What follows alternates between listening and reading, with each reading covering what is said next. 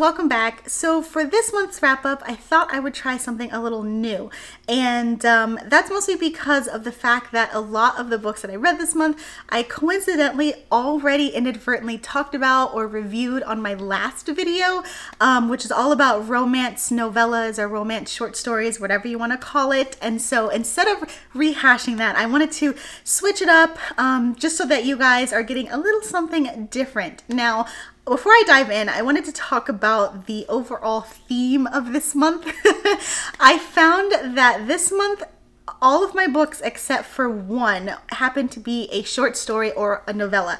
And I don't know about you guys, but it seems like in terms of readers, whether it's on Bookstagram or Booktubers or just people who like reading in general, because of everything that has been going on lately with the social distancing and the self-isolation, people have fallen in one of two categories. Either you have taken this time to catch up on your TBR and you've been reading so much more than usual, or you're doing the totally opposite where you just haven't been able to get into the mood or the right mindset. And that is exactly where I have been. I just have not been able to concentrate for the life of me. And so on those times when I did feel like reading, I didn't want to invest too much time with a typically longer, more fleshed out book. And so thus the majority of the books that I read this month were short stories. I'll be honest, prior to this, I didn't really like, or rather read a lot of novellas or short stories, simply because I do like investing in characters when it comes to like romances. And then I do like investing in action and thorough plot points, just like how you see in mysteries and thrillers. And you lose some of that with a lot of short stories. This month, I threw all of that out of the window and decided to go ahead and read some short stories anyway, because at the end of the day, I just wanted a quick happy ever after or some kind of ending without having to invest too much of my time. So in terms of stats, I ended up reading 12 books this month, and 11 out of 12 of them were short stories, and that sole one was actually an audiobook that was part of my In Death series that I'm following along with, the series by J.D. Robb. And so I have been able to listen to that one on audiobook this whole time, and I didn't break tradition with that one. Now, in terms of how I'm going to do today's video, instead of making it a long thing where I go through every single book and tell you about it and what I liked about it, blah, blah, blah, I'm just going to see if I can summarize each story in a compelling one sentence or less description. Now, this is going to be interesting for the both of us because a lot of these books I haven't revisited since I first read them. And so one, it'll be interesting to see how much I remember.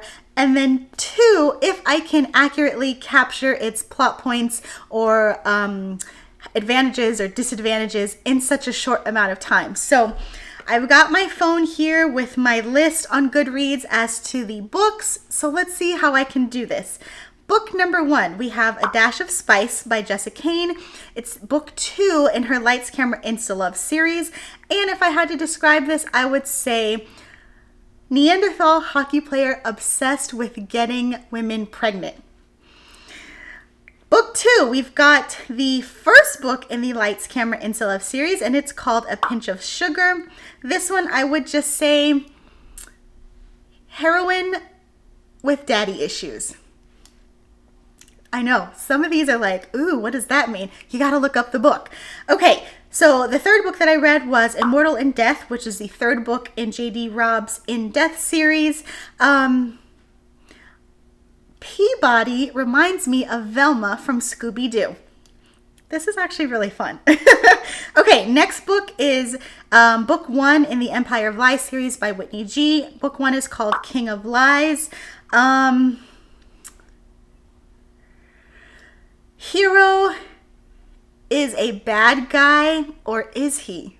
Okay, that was 2 sentences, but it was still short, so we're gonna go with it. It's fine, it's fine. This is, okay, so not actually as easy as I thought, guys. All right, so book 2 in that series is called Queen of Lies, also by Whitney G.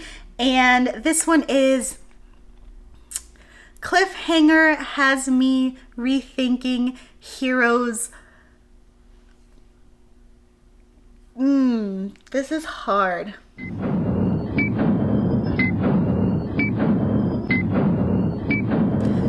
cliffhanger leaves me confused yet hopeful.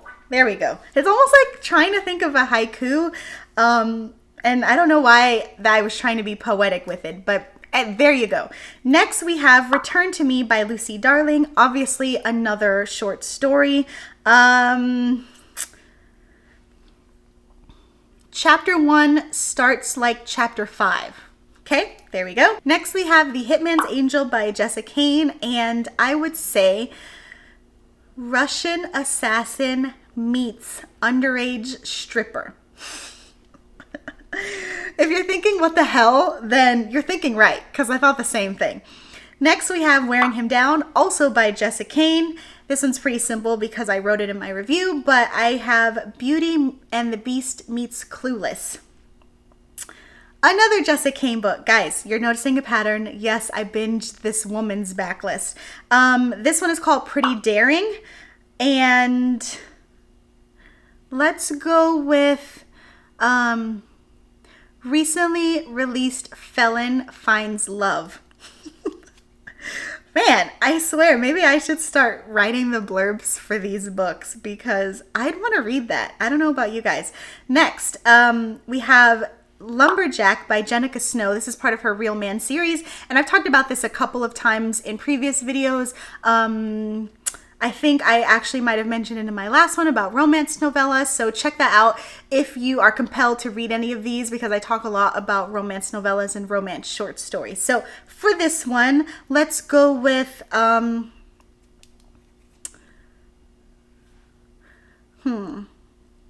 mean, I feel like the title kind of says it all, Lumberjack.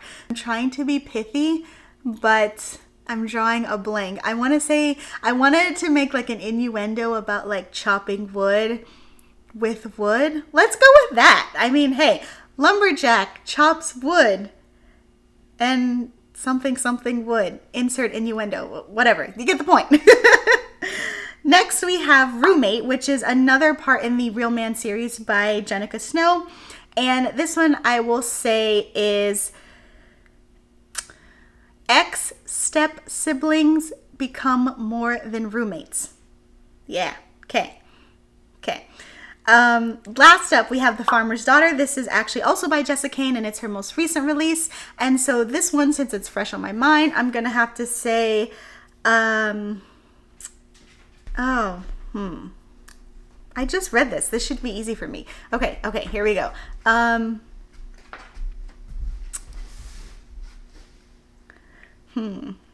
Rancher and ranch hand vie for farmer's daughter's attention. That's terrible. Okay, how do I express this? Menage a trois on a farm. There you go. Okay.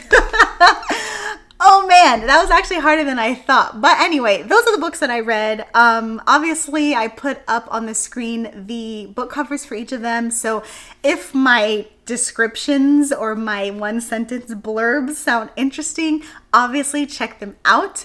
I know this is a short video, but like I said, I feel like this month with everything that's going on, my reading habits are very indicative of where my mindset is at, which is just not here. It's everywhere and it's nowhere all at the same time. I think a lot of people are just trying to make it through day by day, and that's exactly where I am.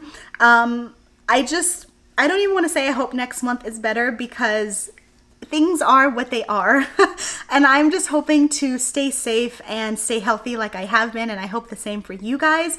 Please let me know in the comments if you've been reading a lot, if you've been reading less.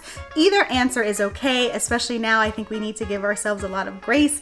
I don't want to get too preachy on you guys. Remember to wash your hands. I hope you enjoyed this video. Please like and subscribe if you did. And until next time, I'll talk to you guys later. Bye!